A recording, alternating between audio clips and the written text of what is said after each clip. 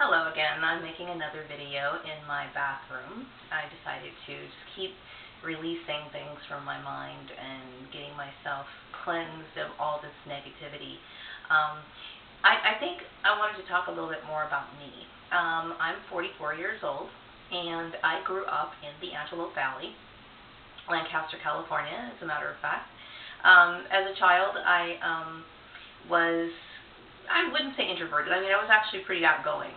I knew that I wasn't like the other kids, and what I mean by that is I knew that there were certain things that I found more fascinating than kids my age. Like when the movie The Holocaust came out, that was something that I wanted to discuss with the other kids in school. And, I had only met one other kid who wanted to discuss the Holocaust with me at school, and he had a completely different alternative look on the whole matter.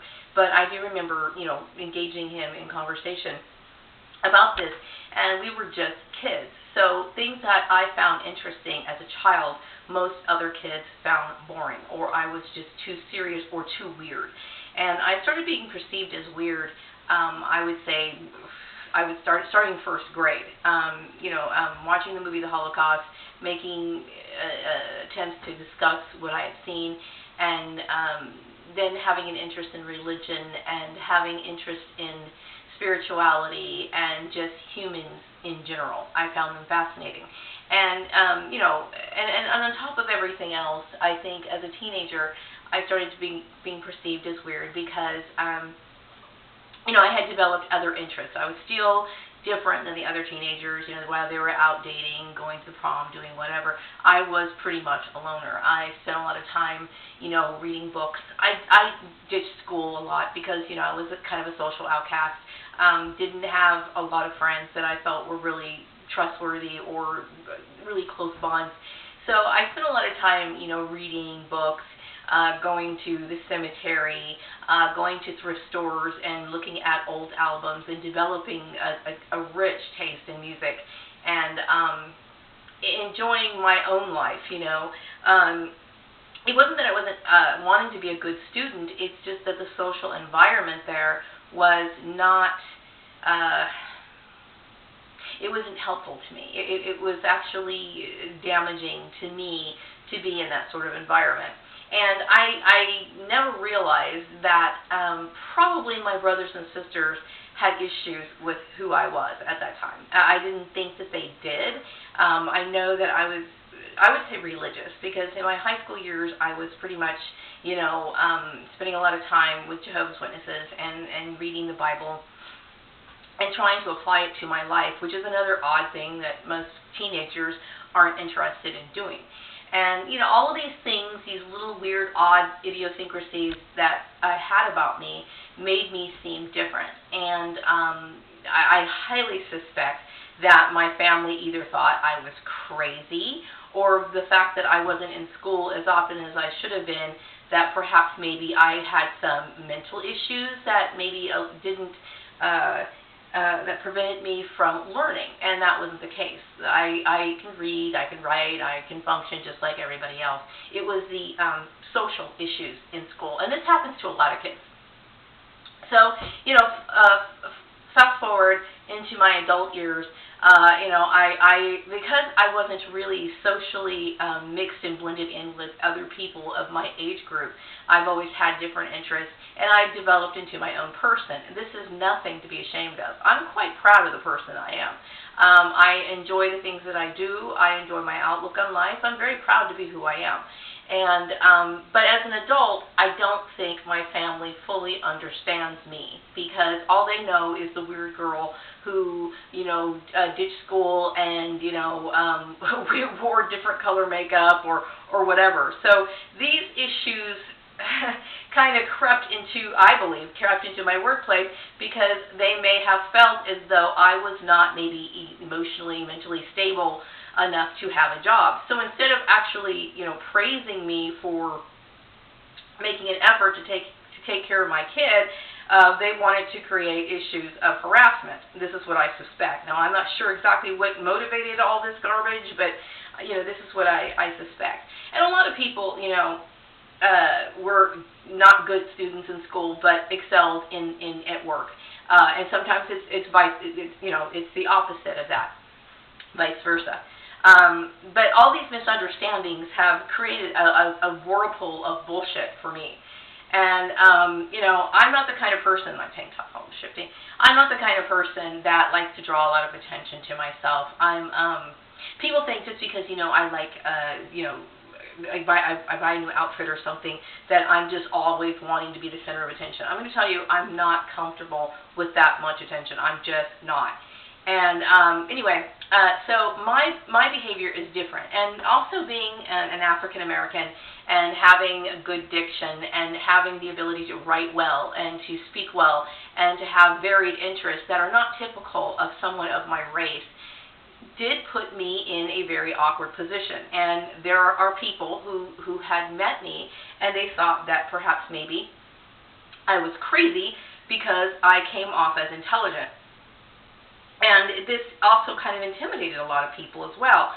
And I'm not trying to intimidate people. I think they're not used to seeing it. They're uncomfortable with the fact that, I write well. My correspondences are good. I communicate well, and I can express myself well. And that wasn't always the case because, as a child, I spoke very well. And as a teenager, I developed a speech impediment because I would have people staring at me, and I didn't quite understand why. Now that I'm older, I realize that these expectations were being placed on me, or as I got older, people expected me to be black, and whatever that is. And I am a black woman, and I love who I am, and I have no issues, or I'm not ashamed of being the person that I am. I like who I am, and I have no intentions of changing myself whatsoever. I think I'm the kind of person I've always felt as though I was misunderstood, and this kind of proves it. It proves it. So going on to the mobbing issue, people who are mobbed generally are different, and they usually are very comfortable with themselves, and that's what bothers the people, because people generally want them to be like them. People like to see other people reflect their values, and this is something that really reflects on them. It is not my responsibility to reflect the values or beliefs of anyone else. It is my responsibility to live my life how I see fit. I haven't broken any laws. I'm a law-abiding citizen. I have no interest in dumbing myself down to fit the stereotypical image that a lot of people want to see of me, and I have no interest in taking on a certain philosophy or religion in my life that doesn't fit well with my personal standards. Now, like I said, if people want to say, "Oh, Maria's not Christian," I would say that my lifestyle is far more Christian than what I've seen.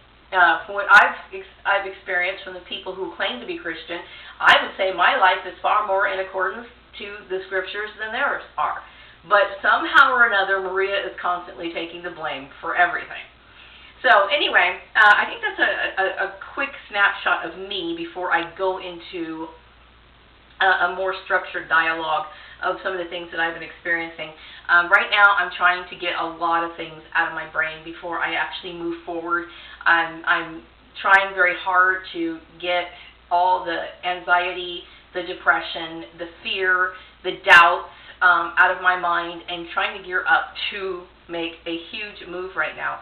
And I'm trying to not feel that people are always against me, and that's the biggest issue, because I'm facing a lot of negativity for things that I didn't create, or things that are reflecting other people's negativity, doubts, or biases.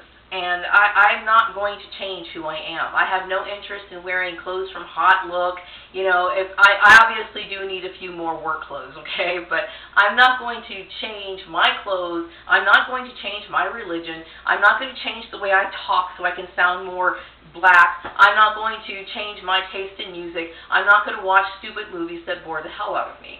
This is who I am, and people can either accept it or they're not. And trying to play games at work to try to make me change my behavior to fit in with a bunch of people that I wouldn't even I would, if I saw these people lit on fire, I wouldn't piss on them to put the fire out. Okay, seriously. So for them to play these little mental games to try to make me want to be their friend, they're kidding themselves. It's never going to happen. So there is nothing wrong with who I am, and that's not arrogant. I'm tired of people saying that I'm arrogant. That's not the case. I'm just a person who can identify head games.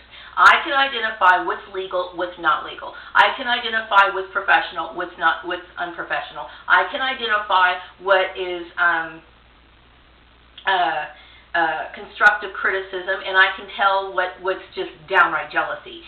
And what I've dealt with is, and I'm not saying that people are jealous of me. I think when people call in or send emails to try to set people up in mobbing issues, they are actually starting the jealousy. They are actually creating emotions in people that ordinarily may not be there, all because of somebody who is in a position to control and manipulate people, like a person in authority, whether that be my siblings or mother or, or my partner's mother, who really, to me, she has no right to ever dictate anything in my life.